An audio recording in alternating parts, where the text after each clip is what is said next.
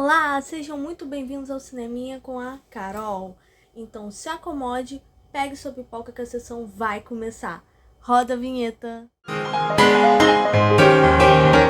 Então, hoje nós vamos continuar o assunto do meu vídeo anterior, que eu falava a origem das bonecas em diferentes culturas, tá? Se você não assistiu, por favor, vai lá, assista e depois você volta aqui, tá bom? Para vocês que já assistiram, vem comigo.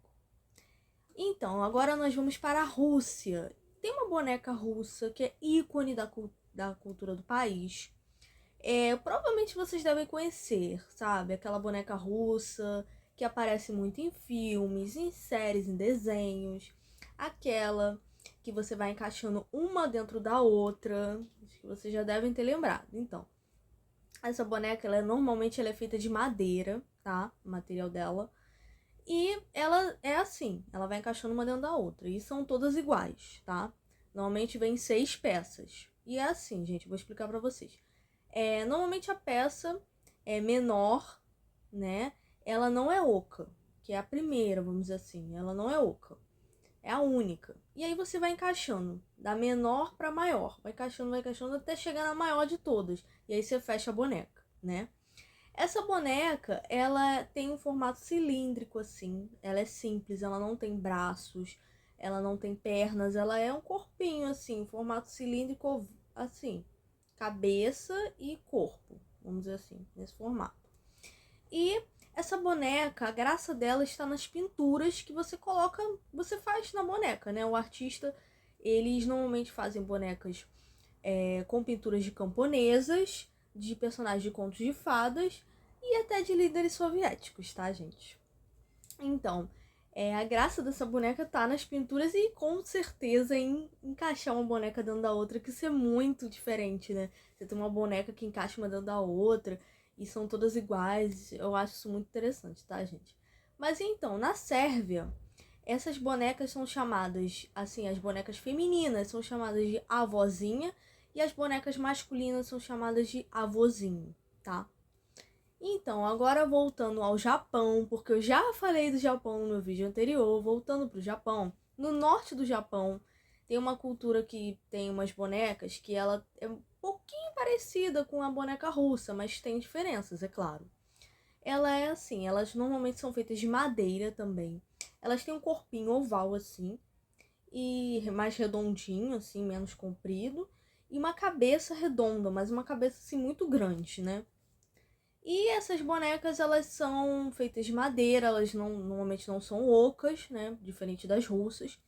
E elas também não têm braço, não têm pernas. Então a graça da boneca também está nas pinturas.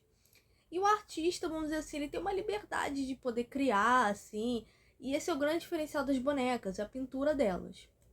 Elas simbolizam, na cultura deles, japonesa, elas têm um significado místico, né? Vamos dizer assim.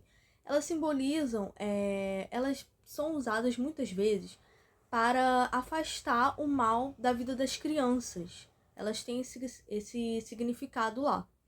E também quando uma criança prematura, um bebê prematuro, ou de até 12 meses morre, essa boneca, dizem que a alma da criança fica presa à boneca. Então, eles costumam colocar essa boneca na lápide do bebê, da criança, né? E quando a criança é cremada, eles colocam essa boneca dentro de casa, acreditando que a alma da boneca está presa. A alma de gente, desculpa, eu falei errado de novo. Falei errado aqui. Perdoe, tá? Acreditando que a alma da criança está presa à boneca, tá? Então, e eles vão além nessa crença, tá bom, gente? Vão além. Quando a pessoa encontra uma boneca dessa abandonada por aí, ela pega e leva para casa. Mesmo ela não tendo uma criança que faleceu, ela não tendo uma criança dentro de casa, vamos dizer assim, para afastar o mal da vida da criança, porque é o dever da boneca, né? Não, a pessoa leva para casa porque ela acredita que traz sorte, né? E elas oferecem, vamos dizer assim, fazem oferendas a essa boneca. Normalmente com doces, assim, coisas que agradam as crianças, vamos dizer assim. Porque as pessoas acreditam realmente que a alma das crianças está nessa boneca, entendeu?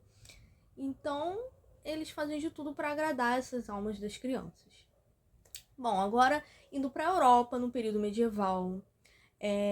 Então, nesse período, vocês sabem, infelizmente, a Igreja Católica, ela perseguia muitas pessoas por terem crenças diferentes, opiniões diferentes, e era uma época que você não podia falar muito o que você pensava, nem fazer alguma coisa, vamos dizer assim, que eles considerassem errado. Você poderia ser morto, ser preso, ser morta, ser presa, né, em cada pessoa.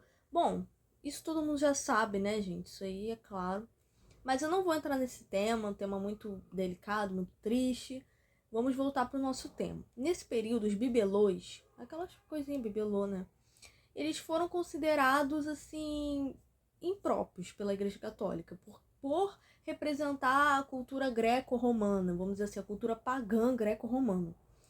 E por eles considerarem um objeto pagão, eles queimavam esses bibelôs junto com as bruxas, gente.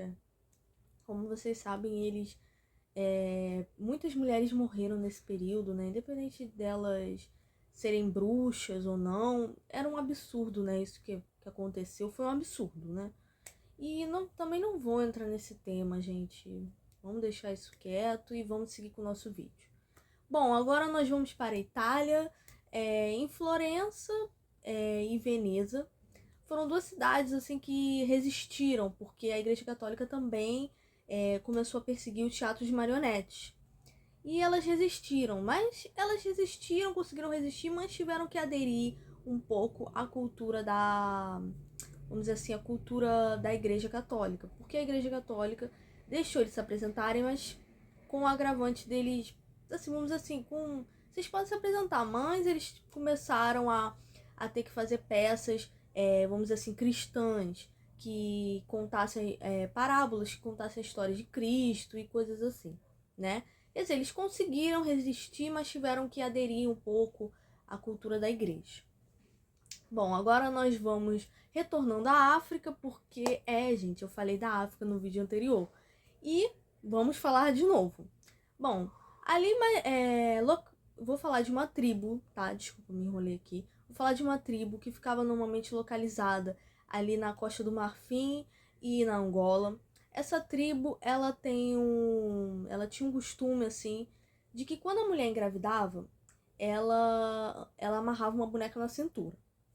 Aí, vamos dizer assim, caso fosse da vontade da mulher ter um filho homem, um menino, ela colocava adereços, vamos dizer assim, masculinos na boneca. Se fosse da vontade da mãe ter uma menina, ela colocava adereços femininos na boneca. Era assim, gente. Mas então, essa era a cultura da tribo. E também tinha uma outra cultura relacionada à boneca. Que quando uma menina ganhava uma boneca da avó ou da mãe, essa boneca ela representava os descendentes da família. Porque assim, comumente assim, na cultura africana, eles acreditavam que as bonecas representavam a fertilidade da mulher. Então, essa boneca ela simbolizava os descendentes da família. E também a menina, quando ganhava essa boneca, era como se ela fosse no futuro, quando ela se tornasse uma mulher, ela seria uma mulher fértil. Isso que representava, que ela seria uma mulher fértil, que teria filhos. E era assim que a cultura deles, dessa tribo. Bom, agora finalmente vamos falar de Brasil, porque moramos no Brasil e somos brasileiros. Então, na tribo dos Carajás, ali localizada em Goiás, as bonecas eram uso exclusivo, era de uso exclusivo das meninas e das mulheres. Elas eram feitas de barro e eram pequenas.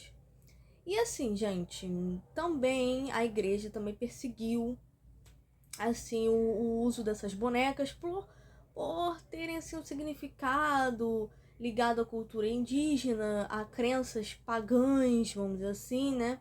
Então a igreja também perseguiu o uso dessa boneca por muitos e muitos anos, mas não conseguiu, tá? Porque essa boneca resistiu, tá?